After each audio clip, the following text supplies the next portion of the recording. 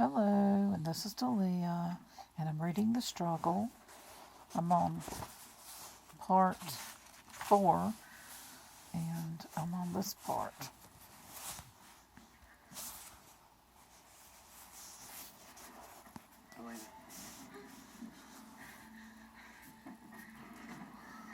What is it? Said Elena. But as they reached the threshold of Stefan's room, she saw for herself. She'd forgotten the condition the room had been in the last time she'd seen it.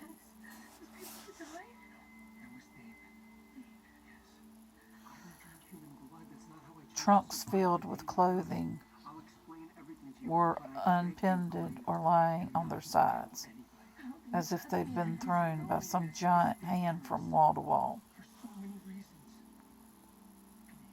Their contents were strewn about the floor, along with the articles from the dresser and tables. Furniture was overturned and a window was broken, allowing a cold wind to blow in. There was only one lamp on in a corner, and grotesque shadows loomed against the ceiling. What happened? Said Matt. Elena didn't answer until they had stretched Stefan out on the bed. I don't know for certain, she said, and this was true. If just barely, it was already this way last night. Matt, will you help me? He needs to get dry. I'll find another lamp, said Meredith. But Elena spoke quickly.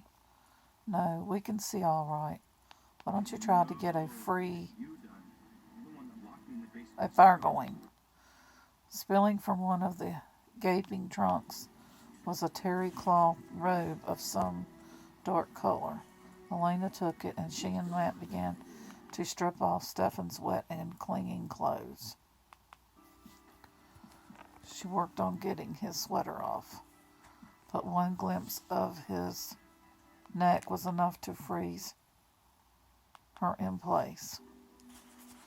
Matt, could you hand me that towel? As soon as he turned, she shrugged the sweater over Stefan's head and quickly wrapped the robe around him. When Matt turned back and handed her the towel,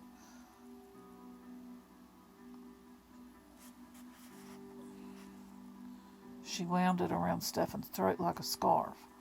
Her pulse was racing and her mind working furiously. No wonder he was so weak, so lifeless. Oh, God. She had to examine him to see how bad it was. But how could she, with Matt and the others here? I'm going to get a doctor, Matt said in a tight voice, his eyes on Stefan's face. He needs help, Elena. Elena panicked. Matt, no. Please. He's afraid of doctors. I don't know what would happen if you brought one here. Again, it was the truth, if not the whole truth. She had an idea of what might help Stefan, but she couldn't do it with the others there. She bent over Stefan, rubbing his hands between her own, trying to think.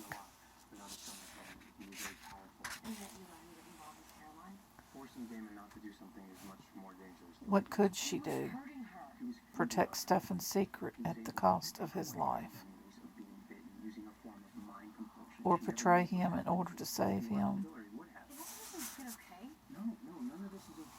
Would it save him to tell Matt and Bonnie and Meredith?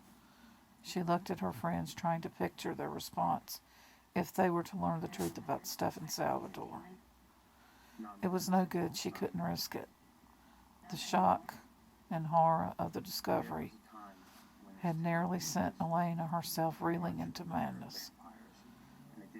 If she, who loved Stefan, had been ready to run from him screaming, what would these three do?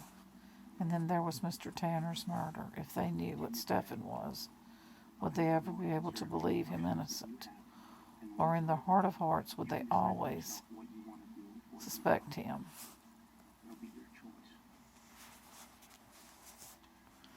Elena shut her eyes. It was just too dangerous. Meredith and Bonnie and Matt were her friends. But this was one thing she couldn't share with him. In all the world, there was one she could trust with his secret. She would have to keep it alone. She straightened up and looked at Matt. He's afraid of doctors, but a nurse might be all right. She turned to where Bonnie and Meredith were kneeling before the fireplace. Bonnie, what about your sister? Mary. Bonnie glanced at her watch. She has the late shift at the clinic this week, but she's probably home by now. Only, then that's it. Matt, you go with Bonnie and ask Mary to come here and look at Stefan. If she thinks he needs a doctor, I won't argue anymore. I've been 17 years old since 1864. Continue.